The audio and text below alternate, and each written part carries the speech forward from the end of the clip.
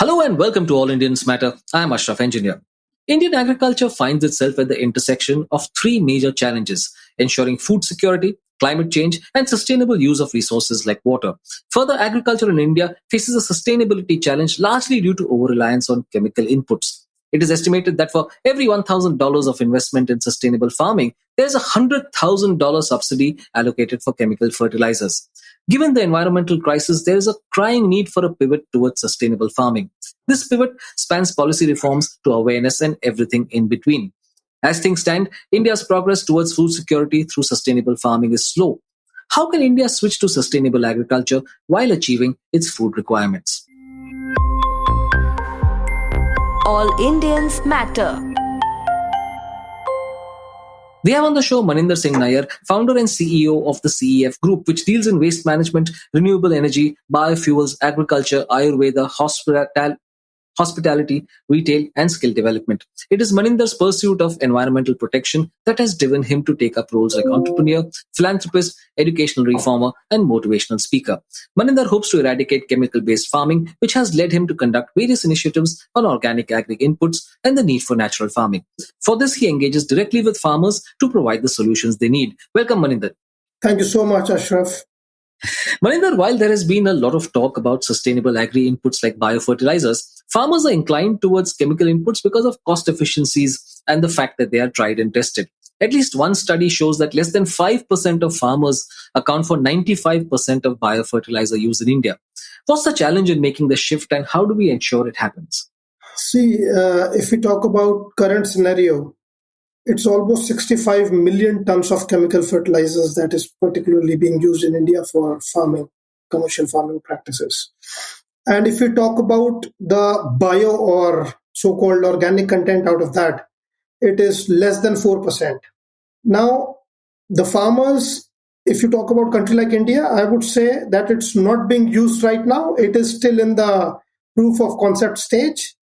But yes, it is being talked about a lot these days because of sustainability factors and few other factors. But farmers are still not on board with this because of various factors. One of them is education. One of them is the skill development that farmers should get, but they are unfortunately not able to get. And then various other factors. As we go ahead in the conversation, we would like to I'd like to discuss on various aspects a little bit in depth individually. Absolutely, Maninder. Most farmers have very small land holdings, which means they are vulnerable to even small problems, and large ones like a deficient monsoon or crop disease can be insurmountable. Therefore, you can't blame them for choosing the cheaper, non-sustainable alternatives. So how do we convince them to make the change, and what role can the government play? See, as far as the land holding is concerned, it's one of the major issues. And I don't know whether you are aware or no, but the trend has been that there is a 4 to 5% shift of agriculture workers from agriculture to other sectors, especially service economy. At one side, we keep on boasting about how our service economy is growing and we declare it very good for the country. But at the same time, we must also realize that a big chunk, 90% chunk of it is coming from agriculture. So if the youth of today is not going to take up agriculture, this is a big problem that we are going to face in the coming times. Now, the farmers which are having small land holdings, they are hardly able to get any hand holding, particularly from institutions or societies or cooperatives, to understand what they can do at this point of time to improve their economic position. So if we see any other sector in our country, be it industrial or services, whatever, manufacturing, they always grow, go down, go up, go down. It keeps on happening like that. But agriculture is one and only sector which is simply going down. An agriculturist, a farmer, जिसको हम किसान बोलते हैं, does not want its next generation to be a farmer. Even if that farmer wants next generation to be a farmer, the next generation does not want to be there. And anybody who's doing that today is out of compulsion, either to safeguard their lands or to just going ahead with the flow as he's seen his fathers and forefathers doing it since generations, right? So there is no motivation to stay in this arena, and there is no a hope that something big or good can happen to be able to continue there. So unless we get to a level where small farmers are actually make instances and case studies where they have now increased their land holdings and they have got better, right, we are not going to go anywhere in this aspect.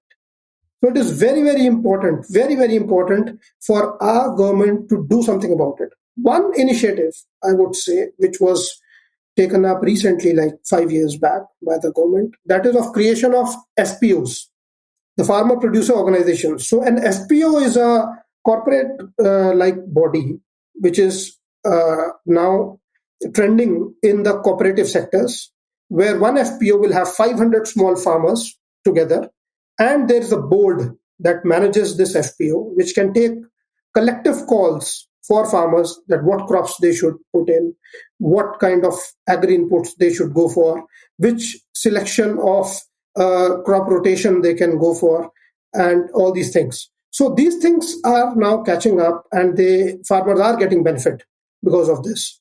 One very good thing that happens because of this is that the old age farmers, which is supposedly around 22-23% in our country out of the farmer community.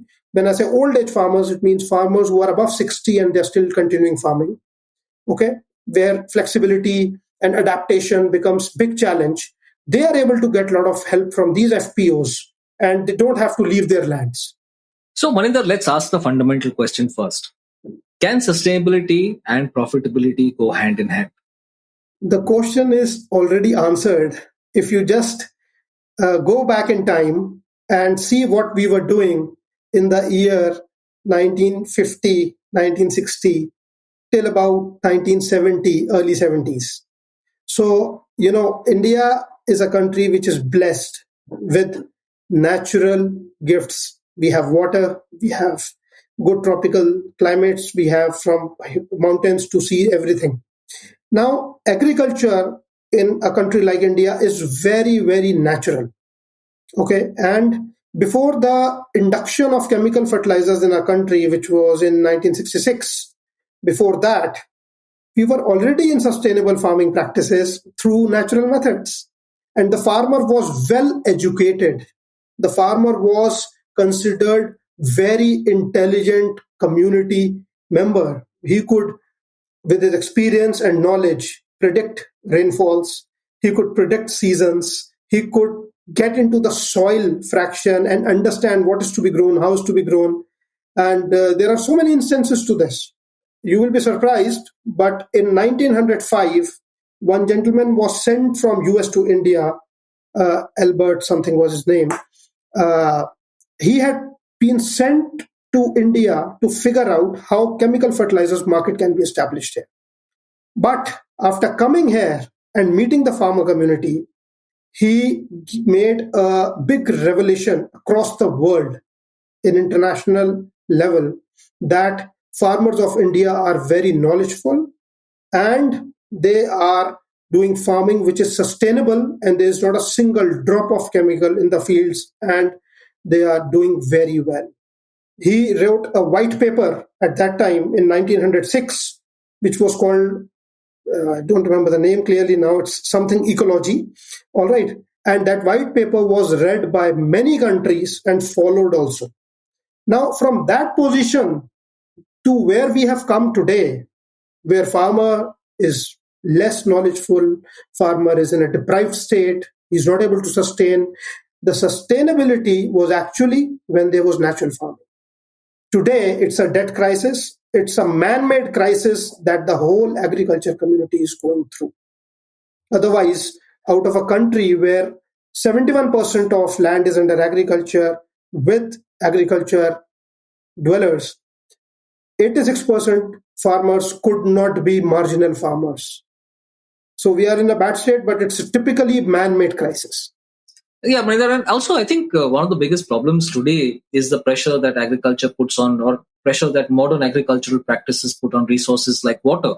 Now, how much water can be saved through sustainable practices?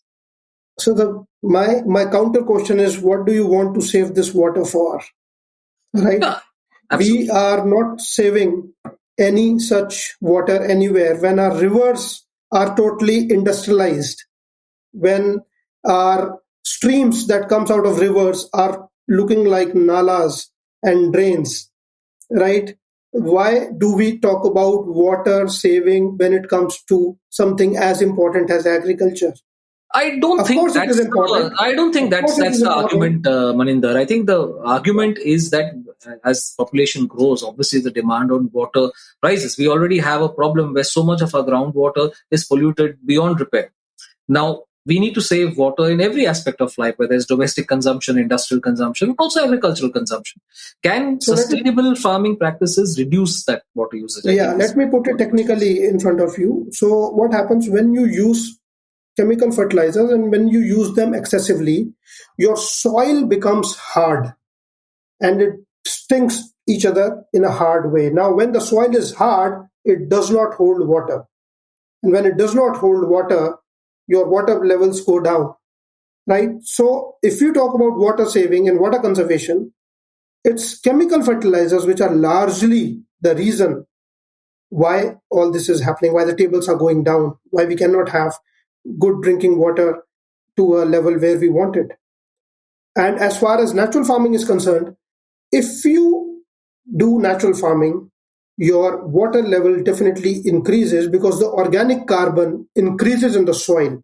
When organic carbon increases, the microbes, the nutrients, the bacteria, remember 25% of life is in the soil that we see on this planet, just like you and us, right? So that whole 25% of life thrives very, very well in the soil, and it makes the soil very fertile, very rich, very nutrient friendly, and very strong to be able to give power to the roots to transport the required uh, micronutrients to the plant for the crops to grow. So, as far as water is concerned, of course, I am with you on saving the water platform, but at the same time, it is again the excessive use of chemical fertilizers because of which water holding capacity is suffering largely. Right. Natural farming is again a solution to it. Right. So, Maninder, as I was researching this episode, I read also that there are capacity constraints when it comes to the production, distribution, storage, and quality of the bio inputs that sustainable farming requires. Could you talk a little about that? See, the capacity constraint is not that natural cannot do something which chemical is doing. The capacity constraint is because we have chemicalized ourselves so largely.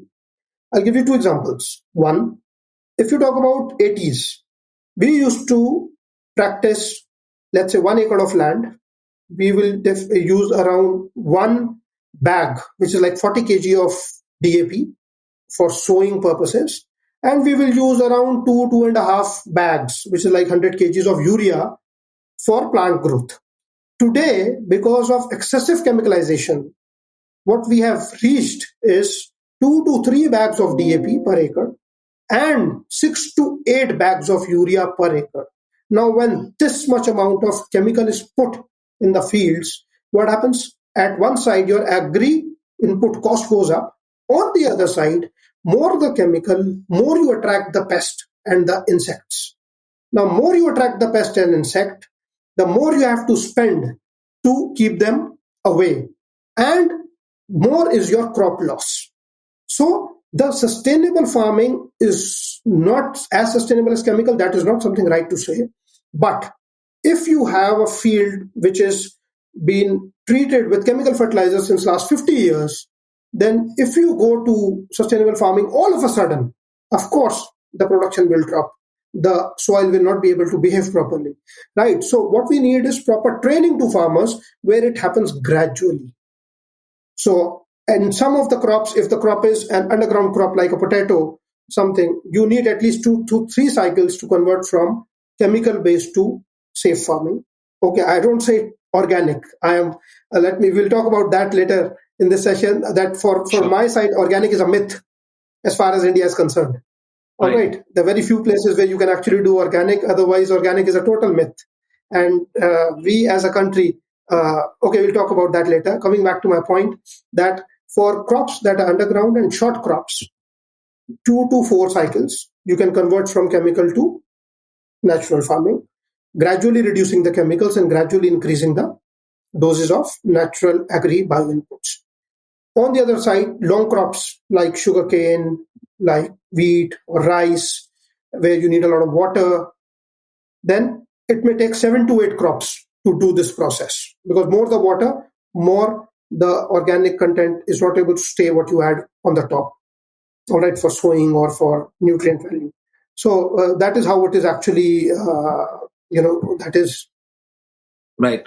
Before we proceed, I should just tell listeners that when Maninder says DOP, he's referring to diammonium phosphate, which is one of the preferred fertilizers in India. Maninder, there's also a policy mismatch, isn't there? On the one hand, you have talk about shifting to sustainable farming, but on the other hand, there are massive subsidies for chemical inputs. How do we correct this? How candid you want me to be? And on this show, absolutely candid. Okay, gives me a lot of licenses. So, see, we are a political thought process nation. Any policy that is made in a country is thought from political angles. And agriculture is the biggest political observant because most of our community is in agriculture. Now, what happens is probably we are so intelligent and so smart that on an average, do you know that in the year 2023, we spent 2,35,000 crores on subsidizing chemical fertilizers in the country? All right. This number in 2014 was around 44,000 crores. Now, because of the chemical fertilizers, insecticides, and all rates going high in the international market, we cannot still get away with it, but we have to keep providing the farmers the same chemicals, agri chemical inputs, and pesticides, insecticides at the same rates. So we cannot increase their rates, but we are paying much more subsidies to the sellers and foreign exporters who are dumping their chemical fertilizers to India, right? And we are paying these high bills. And imagine, as compared to that, on one side, how much is the budget allocated for sustainability or organic farming? It will not be even 2% of what is being spent for chemical fertilizers or subsidizing them. All right. So it's such a big gap, and it needs to be mended as soon as possible. But it's a very sensitive issue. If not done properly, we can have a crisis. So it needs to be done in a very delicate manner, and a lot of stakeholders need to actually work on ground to get this happening, right? Since in our country, we do talk about agriculture, we do talk about a lot of things, but the country is managed by states in all their respective areas, and central government just sits, makes policies. There is nothing that goes from the policy level, from the top to bottom. So the policy starts from the center, goes to state, ends there. Now the state has to play its part to go. So there is break at policy level at various levels. That's why the farmer, which is at the bottom of the pyramid, is not able to get benefit. Right. There is also talk of zero budget farming, zero budget natural farming, I should say. Could you explain what that is and whether it is taking root in India at all? See, zero budget farming is possible when you have healthy cattle in your farms. जो भारत देश में गौ माता बोला जाता है, that is not pertaining to that we respect cow or cattle because we respect it like a god since beginning. It actually played the role of a god for the farmer because it will give your children milk, it will give you cow dung, it will give you mutra, which is has its own nutrition value. The mutra used to be used as bio pesticide. The cow dung used to be used as bio manure, the milk to feed the family, and all this put together, the circular economy was formed. But with the land holdings going down, with the cattle holding going down, with improper feed to cattle, imagine we as humans cannot boast of having very healthy food in India, especially in metro cities. Okay, all our food is largely chemicalized. Now we are seeing so many things like heart attacks to young people, cancer in every home. We have literally become the cancer and sugar capital of the world, right? So with all these problems, if humans are at this level, you can imagine what cattle has to go through. Now, when the cattle itself is not healthy, how will the urine or the dung or the milk even that is coming out from the cattle be healthy. So, it will take an age to revive that entire zero farming process, because it is circular economy which was practiced in our country very well earlier, but now we have totally lost grip of it. Maninder, one of the major concerns has been the plummeting level of soil health in India. Why is this happening, and how would sustainable farming practices help? See, like I told you earlier, we used to use this DAP and urea insecticides in a particular way. Now the use has become so much. What is the outcome impact of it? So, like earlier, if I say that I would use 1 kg of NPK to yield 80 kg of wheat from 1 acre of land, for example. Okay. As compared to today, this 1 kg of NPK will give me only 16 kg output. And that is because of excessive use of chemicals. Now, what has happened is, when we were young, we have heard our grandparents, our parents talk about this thing कि बेटा कुछ भी fruit खा रहे हो, watermelon खा रहे हो, उसकी गुठली फेंक दो, घर पे मत, डस्टबिन में मत डालो, जमीन पे फेंक दो कहीं, तो वहां पे पेड़ उग जाएगा. All right, that thing is not possible now, because वो तब होता था जब हमारा organic carbon used to be 2 to 3% in the soil. But with excessive use of chemical fertilizers, we've literally killed our organic carbon percentage. And our organic carbon today is 0.6 to 0.7%. And trust me, Ashraf, at 0.3%, the land is unfit for farming. It becomes banjar land, it becomes barren land. So this is how close we are in killing ourselves. And we are not realizing how close we are to this disaster. All right, probably one gentleman called Sadhguru had run a big campaign of safe soil. When he said safe soil, the only thing that he wanted to save is the organic carbon in the soil, which nobody is talking about. So it is very important, very, very important aspect. And again, before I proceed, I should tell listeners that when Maninder refers to NPK, it's a kind of fertilizer, and the initials stand for nitrogen, phosphorus, and potassium.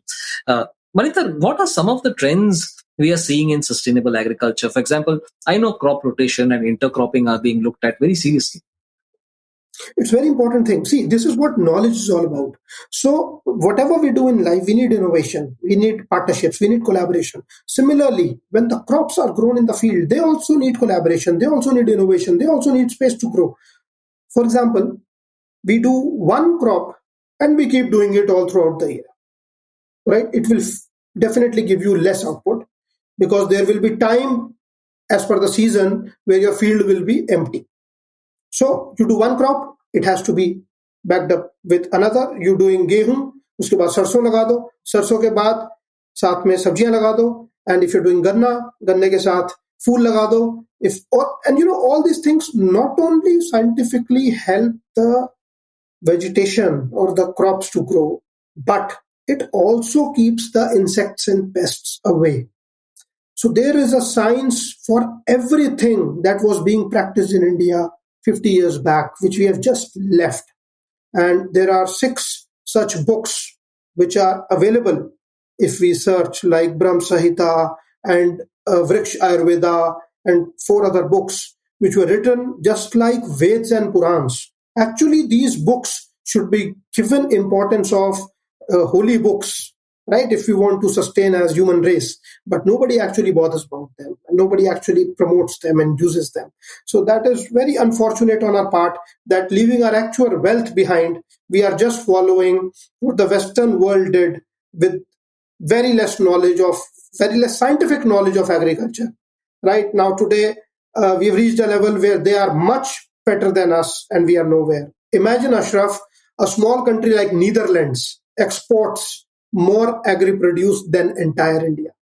Can you believe that? This is staggering statistic. Because our food is considered unfit for eating in 56 countries across the world. Keeping with what you said about these books that you mentioned, and do you think there is enough investment in research in sustainable agriculture? Yes, sir. There is definitely enough investment in theoretical ways and means of research in our country. but practically we are far, far away. I'll give you few examples. So if today you want to start manufacturing organic manure, you will take at least 12 to 15 months to get a license for that. And once you take the license, you'll start manufacturing your organic agri inputs, and you want trials to be done by agriculture universities or such institutions. They will say, okay, come Ashraf, pay us 5 lakhs and we'll give you the trial report in 5 years.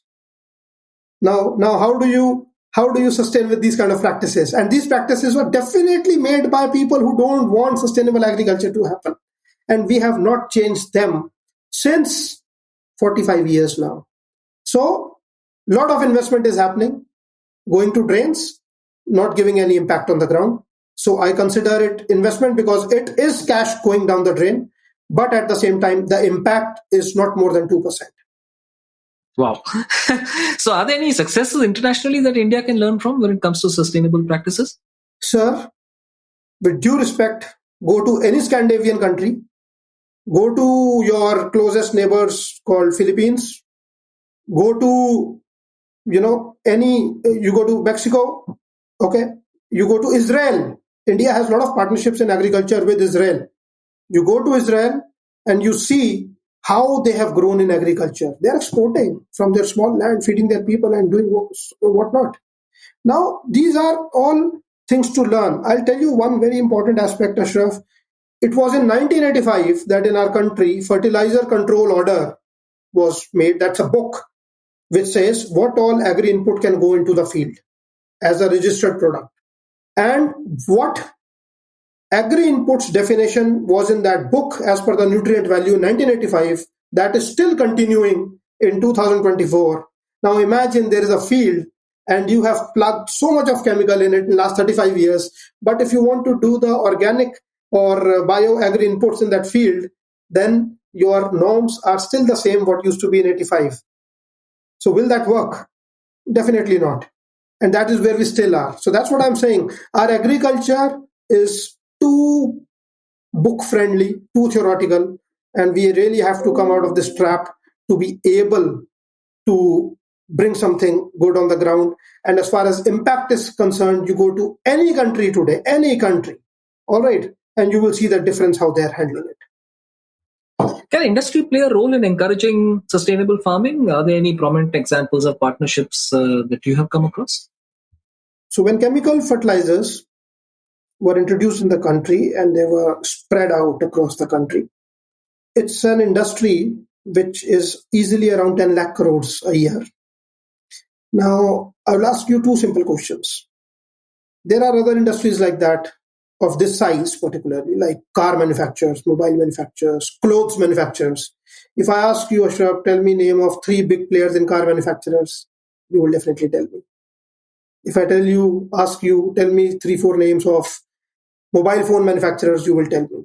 Now I'm asking you, please tell me the top 2 chemical fertilizer manufacturing companies. Can you tell me? Have you heard of such companies who are making DAP, urea, and chemical insecticides, and you've heard about them, you've known about them? Well, I would, because I have a journalism background. RCF comes to mind, for example. But I mean, generally speaking, I don't think people would know. Yeah, so even RCF is not the right answer. Imagine. Mm-hmm. All right. Now, what happens is this thing is spread in the country by foreign players in such a way that each of these companies has 80,000, 1 lakh employees, but you will never hear about them. In fact, all what you will hear is the companies of India like RCF, IFCO, CRIPCO, who are taking material from them and distributing to the whole world or to the whole country. All right.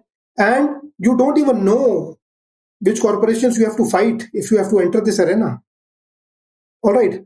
Now, going to the ground level at the bottom of the pyramid, outside that fertilizer selling shop, where a person of this company is sitting every day reading newspaper and guiding people to use chemical fertilizers, how do you think you are going to break this shackle?